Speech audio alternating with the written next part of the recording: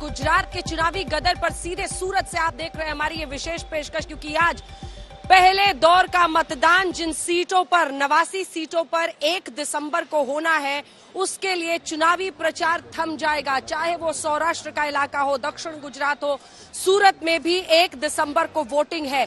चुनावी प्रचार आज शाम 5 बजे थम जाएगा, लेकिन आज दिन भर तमाम चुनावी पार्टियां पूरा गदर गुजरात के अलग अलग हिस्सों में कर रही हैं, क्योंकि अपने प्रचार के जरिए वो एक आखिरी बार जनता को अपनी तरफ खींचने की कोशिश कर रही हैं वोटिंग के पहले। हमारे तमाम सहयोगी अलग अलग जगहों से हमारे साथ जुड़ रही हैं। हमारे सहयोगी हमारे साथ अहमदाबाद से लेकर राजकोट और गुजरात के अन्य हिस्सों से जुड़ रहे हैं। ये 6 तस्वीरें हम आपको दिखा रहे हैं। प्रधानमंत्री नरेंद्र मोदी ने ताबड़तोड़ रैलियां की है, दनादन। एक दिन में सोचिए पीएम की 4 रैलियां इसी गुजरात की अलग अलग जगहों पर हुई। इसी के साथ चाहे वो गृह मंत्री अमित शाह हो जो यहाँ पर स्टेशन है, अन्य मंत्री हो बीजेपी की तरफ से, लेकिन वहीं मल्लिकार्जुन खड़गे है कांग्रेस पार्टी की तरफ से। अरविंद केजरीवाल लगातार रोड शो और प्रचार कर रहे हैं। अरविंद केजरीवाल इसी सूरत में बीते दिन रोड शो कर रहे थे और वराचा इलाके में उनकी पार्टी का दावा है कि भारी जन सैलाब उनकी रैली में पहुंचा था। यहां तक कि अरविंद केजरीवाल पंजाब चुनावों की तरह जीत का दावा लिख कर दे रहे हैं।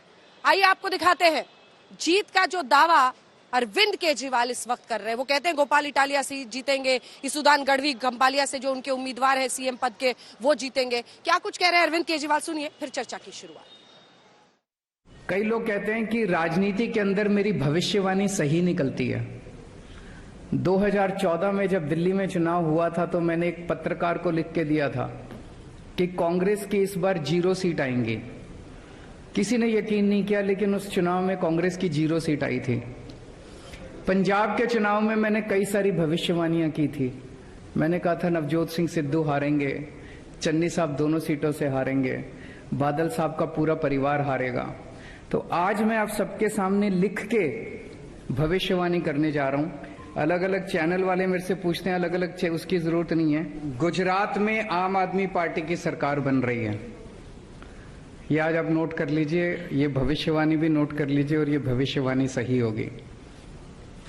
27 साल के शासन के बाद, कुशासन के बाद अब गुजरात की जनता को इन लोगों से रिलीफ मिलेगा। बोला था सूरत में 7 या 8 से ज्यादा सीट आएंगे, तो उससे आप ये वो लगा सकते हैं। गोपाल भाई भारी मार्जिन से जीत रहे हैं मेरे सर्वे के मुताबिक, भारी मार्जिन से। आम आदमी पार्टी की सरकार बन रही है, मैंने इतना लिख के दिया। 92 से ऊपर आ रही हैं। इससे पहले कि मैं अन्य सहयोगियों के पास जाऊं, प्रीति चौधरी, आपको वो सौभाग्य प्राप्त है जब पंजाब के चुनाव में इंटरव्यू में पहली बार अरविंद केजरीवाल ने लिख कर दिया था और वो पंजाब में सही साबित हुए थे। एक बार फिर वो इसी तरह की भविष्यवाणी गुजरात को लेकर कर रहे हैं। इस बार तुक्का साबित हो जाएगा या फिर वाकई सही साबित होंगे? या प्रीति अब ये एक स्ट्रैटेजी बन गई है लोगों को अभी अपनी तरफ खींचने के लिए। प्रीति, ये एक स्ट्रैटेजी के तौर पर भी मुझे लगता है अब वो इस्तेमाल कर रहे हैं कि पंजाब में मैं सही हुआ था तो अब गुजरात की जनता आप मेरी इस भविष्यवाणी को सही कीजिए। देखिए अंजना, ये गुजरात की जनता तय करेगी कि ये सही भविष्यवाणी है, गलत भविष्यवाणी है। पर एक बात आपने सटीक बोली कि ये स्ट्रैटेजी है आम आदमी पार्टी की। कारपेट बॉम्ब करो, परसेप्शन इतना बढ़ाओ, नैरेटिव इतना फीड करो कि लोगों को लगे कि वो जीत जाए, कि ये पार्टी जीत सकती है। अब और यही आम आदमी पार्टी और बीजेपी में जितनी टक्कर है ना अंजना, आम आदमी पार्टी बीजेपी से सीखती, एक दूसरे से काफी सीख लेते हैं।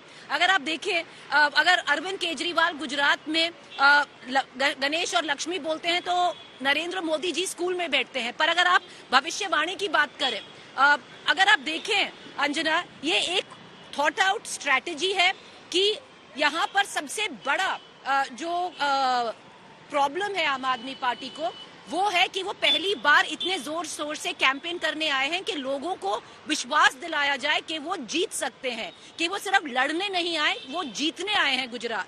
तो ये अगर आप देखें अरविंद केजरीवाल की गुजरात चुनाव में क्या क्या भविष्यवाणी रही है कि कांग्रेस की 5 से ज्यादा सीट नहीं आएंगी, भाजपा की 38% से ऊपर वोट शेयर नहीं आएगा, और अब लेटेस्ट उन्होंने बोला है कि कांग्रेस के आम आदमी पार्टी भारी मत से चुनाव जीत जाएगी। ये एक टैक्टिक्स है अंजना आम आदमी पार्टी की, क्योंकि बहुत सारी सीटें हैं यहाँ पर, आप भी गुजरात घूम रही हैं, जहाँ पर बिल्कुल त्रिकोणा कॉन्टेस्ट हो गया है और उसमें अगर आप जाति समीकरण डाल दें तो कोई भी पार्टी आगे निकल सकती है। 1000-2000 से एक वो सीट इधर से उधर खिसक सकती है। तो ये एक बहुत थॉट आउट स्ट्रैटेजी है। जैसे कांग्रेस कह रही है गांव से गांव कि वोट मत बंटने दीजिएगा, कांग्रेस को समर्थन दीजिएगा। आम आदमी पार्टी कह रही है देखिए हम ये जीतेंगे, आप मान लीजिए कि ये चुनाव हमारा है, कि आपका वोट जाया नहीं जाएगा, हमें वोट दीजिए। तो सही पकड़ा आपने, स्ट्रैटेजी है कि वोटर जो यहाँ के हैं उनको बिल्कुल बता दिया जाए कि देखिए जीतने आए हैं और हम जीत सकते हैं और बीजेपी को टक्कर दे सकते हैं।